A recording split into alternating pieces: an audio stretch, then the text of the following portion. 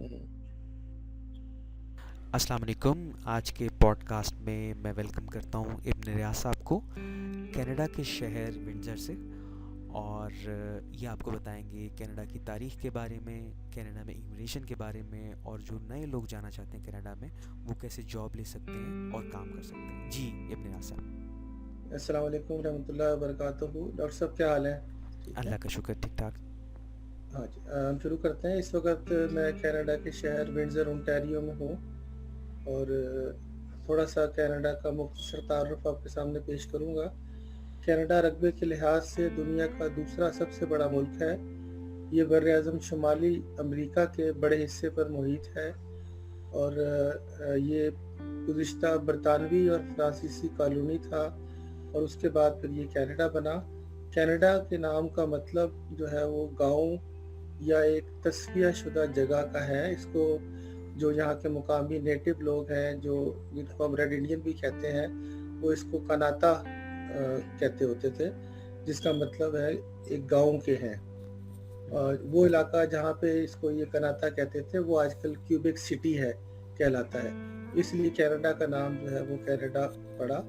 اور کینیڈا جو ہے وہ تاریخ کے لحاظ سے اگر دیکھا جائے تو اس کی تاریخ وہ یہ مقامی طور پہ جو یوکون سے شروع ہوتی ہے، جو شمالی علاقہ ہے، اور یہ 26,000 سال پہلے سے یہاں پہ کہتے ہیں زندگی موجود تھی۔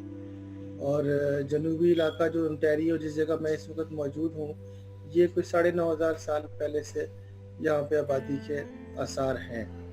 اور اس کے علاوہ جو ہے، اگر ویسے تو تاریخ ہم دیکھیں تو بہت زیادہ ہے، باتیں ہیں، لیکن یہ کہ 17ویں صدی میں جو ہے وہ برطانوی اور فرانسیسی یہاں پہ آئے، انہوں نے کالونیاں بنائیں اور اپنے علیحدہ علیحدہ رہنا شروع کیا۔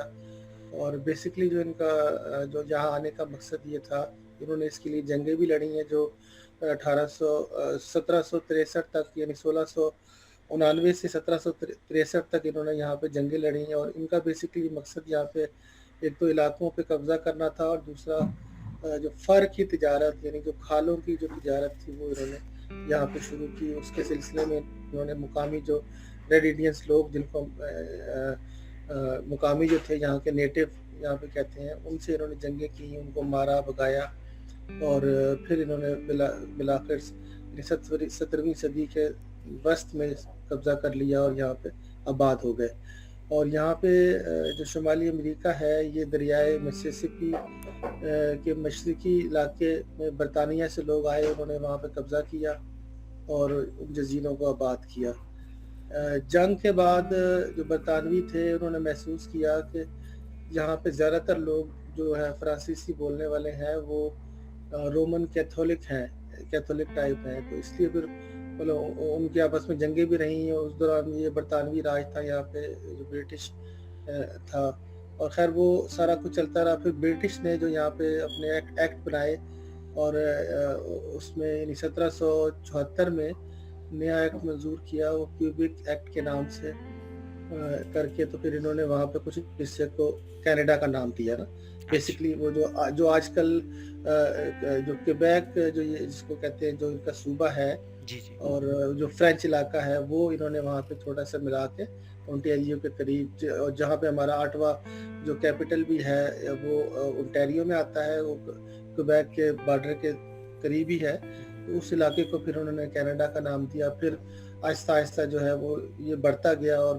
اس کے بعد پھر یہ جو دنیا کا اس وقت آبادی رقبے کے حساب سے دوسرا بڑا ملک ہے، اور آبادی کینیڈا کی جو ہے وہ 3,80,00,000 کے قریب ہے، جو آفیشیل جو ہے اس وقت آبادی ہے۔ تو تھوڑا سا آبادی کے بارے میں بتائیے کہ آبادی بہت کم نہیں، علاقہ بہت بڑا ہے لیکن آبادی تو بہت کم ہے علاقے کے لحاظ سے۔ بات یہ ہے کہ کینیڈا میں جو، اگر آپ جو جس طرح آپ کو بتایا میں نے، کہ پہلے فرانسیسی آئے تھے، یعنی جو فرینچ لوگ تھے، اور اس کے بعد پھر یہ برٹش آئے، اور انہوں نے پھر آپس میں جنگیں بھی لڑیں، پھر بعد میں ان کے معاہدے ہو گئے۔ اور ظاہر ہے کہ کینیڈا میں جو مقامی لوگ تھے وہ تو ریڈ انڈین تھے، نیٹو لوگ تھے یہاں کے، ان کو تو یہاں پہ مار دیا گیا، یا وہ ان کی نسلوں میں اتنی ترقی نہیں ہوئی۔ لیکن زیادہ تر کینیڈا میں اس وقت سمجھ لیں کہ 10 میں سے میں سمجھتا ہوں کہ 9 بندے جو ہے وہ बाहर से आके आबाद हुए हैं, या उनकी नस्लें, उनके आबा व अजदाद जो है वो बाहर से आए हैं, जिस तरह हम बाहर से आए हैं, हमसे पहले भी बाहर से लोग आए हुए हैं। तो इस तरह ये जितने सारे हैं, इवन जो जस्टिन ट्रूडो है, या जो इकरा खालिद जो हमारी ये जो मिसिसागा की जो मेंबर पार्लियामेंट है, उनके भी एंसेस्टर या आबा व अजदाद जो हैं वो बाहर से आए हैं सारे। सही और सही। बेसिकली जो कि इमिग्रेशन हुई है यहाँ पे, इसकी वजह से इन्होंने इमिग्रेशन भी डर डर के की, और अपनी ज़रूरत के मुताबिक इन्होंने लोगों को अडॉप्ट किया है। तो उसकी वजह से फिर ये है कि ज़ाहिर है कि आबादी की रफ्तार स्लो है यहाँ पे ना। अच्छा, अभी जी। जो लोग आना चाहते हैं, जो इमिग्रेशन करके आना चाहते हैं, उनके लिए बेहतर रास्ता क्या है, और सबसे अहम चीज़ आप बताइए कि वहाँ पर जॉब अपॉर्चुनिटीज़ क्या हैं? हाँ, कनाडा में देखें, सबसे ज़्यादा जो स्टूडेंट हैं वो पहले तो यहाँ पे दुनिया भर से आते थे, लेकिन पाकिस्तान से लोग ना होने के बराबर थे।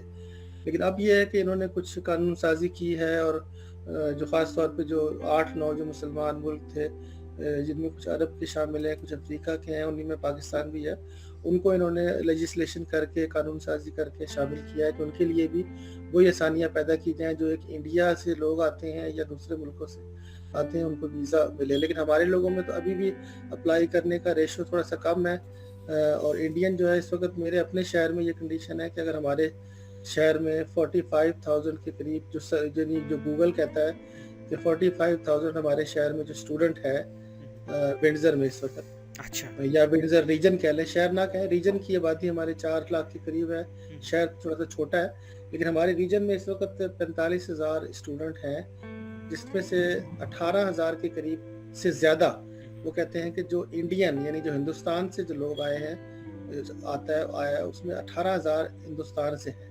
इंडिया से मुराद वो हिंदुस्तान जो हमारा पाकिस्तान का जो पड़ोस है। सही, तो बिल्कुल सही। तो इसलिए और यहाँ अभी जो मेरे अपने शहर में मुझे 4 बंदे पाकिस्तानी पिछले साल से अब तक मिले हैं, जो बाकायदा स्टूडेंट वीज़े पे आए हैं। सही। तो इसलिए ये कि हमारे चूँकि लोग अप्लाई नहीं करते, इसलिए उनको पता नहीं होता कि हमने क्या करना है। लेकिन इंडिया से बेशुमार लोग आ रहे हैं, यानी 45,000 में से 18,000 से ज़्यादा जो स्टूडेंट हैं वो इंडिया से हैं।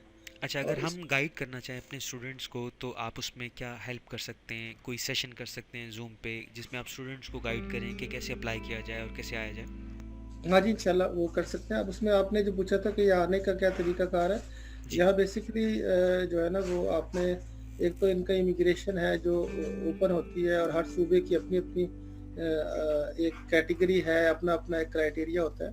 और वो इमिग्रेशन उसमें ये है कि इनका जो है वो इनकी एक लिमिट है, और हर सूबे का अलहदा है और फेडरल का अलहदा है। तो एक इमिग्रेशन का तरीका आने का है। दूसरा ये है कि लोग वर्क के लिए आते हैं, यानी वर्क परमिट लेके आते हैं। तीसरे नंबर पे यहाँ पे जो लोग आते हैं वो पढ़ने के लिए, यानी स्टूडेंट आते हैं। ये 3 ज़रिए हैं जिनके ज़रिए आपको कनाडा का जो है वीज़ा मिल सकता है। तो उसको फिर आइंदा इंशाल्लाह प्रोग्राम में डिस्कस तफसीली तौर पे करेंगे, ठीक क्योंकि है। ये मौज़ू मैं समझता हूँ कि इतना छोटा नहीं, इतना बड़ा नहीं है, कि छोटे से टाइम में हम इसको पूरा कर सकें। कवर इसके कर लिए हम एक सकते अलहदा से प्रोग्राम करेंगे, हैं। जी। जैसे फिर हमें वो मिलेगा। चलें, बहुत शुक्रिया इब्न रियाज साहब, जी, आपने टाइम दिया और बहुत अच्छी इन्फॉर्मेशन शेयर की व्यूअर्स के साथ। तो इंशाल्लाह नेक्स्ट एपिसोड में ये हम बाकी टॉपिक्स को कवर करने की कोशिश करेंगे। बहुत शुक्रिया हाँ जी, आपका। हाँ जी, अब प्रोग्राम को समेटते हैं, क्योंकि मैं नहीं चाहता कि हमारी वीडियो जो है वो 8 से 10 मिनट से ज़्यादा हो, फिर आगे लोग भी बोर हो जाएँ। तो आगे अगर किसी के ज़हन में कोई सवाल हो, किसी ने कोई बात पूछनी हो, तो वो बिला झिझक जो है वो आपसे या मुझसे मैं भी अपलोड कर दूँगा अपने उर्दू कनाडा के चैनल पे, और आप भी अपलोड कर दें। तो जिसको अगर कोई बात हो तो वो कमेंट्स में भी पूछ सकता है, वो हमसे राब्ता कर सकता है। जी, बल्कि और आइंदा जो आपका पेज है उसका मैं लिंक भी शेयर करता हूँ वीडियो के साथ, हाँ जी, ताकि बल्कि डायरेक्ट मैसेज आपको कर दिया जाए। हाँ जी, मेरे एक बड़े अच्छे दोस्त हैं, तजिंदर सिंह साहब है, टीजे सिंह मैं उनको कहता हूँ। उन्होंने बाकायदा ये 2 साल पहले इमिग्रेशन का उन्होंने कोर्स किया हुआ है, बाकायदा इमिग्रेशन लॉयर है वो ना। अच्छा, तो ज़बरदस्त। अगर मुनासिब समझेंगे कि लोगों को ज़्यादा गाइडेंस उनसे मिल सकती है बेहतर, तो हम उनको भी इंशाल्लाह मैं बुला लूँगा। मेरे बड़े अच्छे करीबी दोस्त हैं। तो अगले प्रोग्राम में हम कोशिश करेंगे कि टीजे सिंह साहब को जो है ना वो दावत दें, जब और वो आके आपको बेहतर तौर पे बताएँगे कि किस तरह लोग कनाडा में इमिग्रेंट हो सकते हैं, या वीज़ा ले सकते हैं, अच्छा, या स्टूडेंट के तौर पे, या वर्क परमिट के तौर पे आ चलिए, सकते हैं। बहुत बहुत शुक्रिया आपका, ठीक है, बहुत बहुत शुक्रिया। शुक्रिया। अस्सलाम अल्लाह वालेकुम। हाफ़िज़, जज़ाकल्लाह।